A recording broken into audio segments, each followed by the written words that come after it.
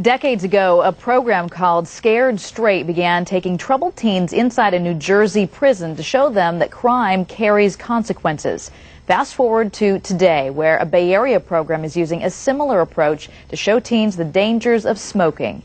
KTVU's Rita Williams has the details in tonight's special report. Inside a classroom at this San Francisco high school, some teenage smokers are getting scared straight. I don't want to be like that. Like that is like John Reedy. I can assure you, you don't want to go through this. I can see the change in my neck. I went from a 15.5 neck to 14.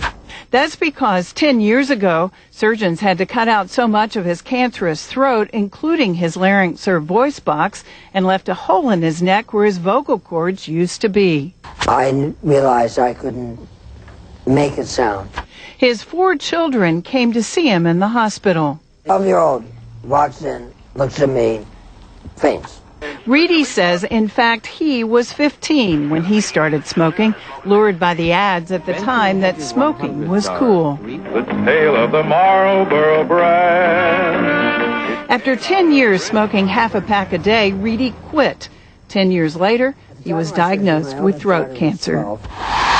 With the aid of a prosthesis like this in his windpipe, Reedy now can talk without having to hold his finger over the hole. But it's taken years to get a voice again, a voice he's using to keep youngsters from ending up like him. My dad smokes, but not me. Teenage smoking rates are lower than in the past, but a lot of youngsters still are lighting up. You smoke now? Nope, only when I'm bored. Each day in this country, more than 4,400 teens will take up the habit. 16-year-old Ivan Richards and 17-year-old Kenny Fernandez did, and it landed them in this class in San Jose. Why'd you start smoking? Because I was 12 and stupid. And now you're 17 and... Still stupid?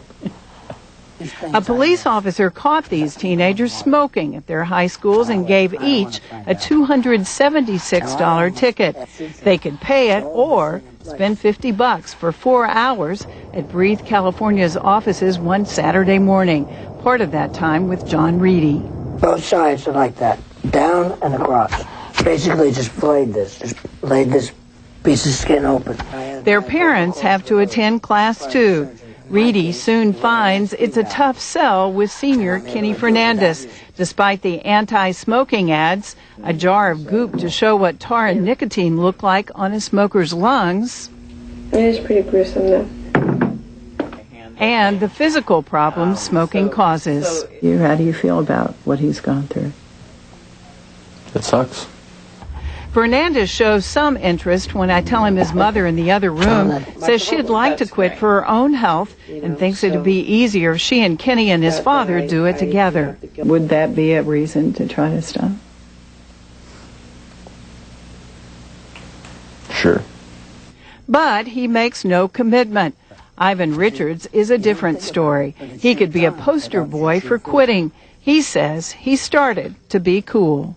Just try to impress people, which I found out you don't have to do, because it's better when people like you for who you are and not what you do. Richards knows that what happened to John Reedy could indeed happen to him, or worse. Richards' mother, 46, was a smoker when 2 years ago she suffered a stroke. She's still partially paralyzed. I quit for my mom mainly, but for me also, because of my health. I'm proud of him. John Reedy doesn't care why they do it. He just wants teenagers to quit before they end up like him. Rita Williams, KTVU, Channel 2 News.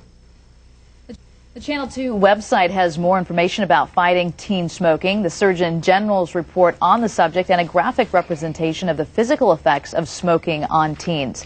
Our website is ktvu.com.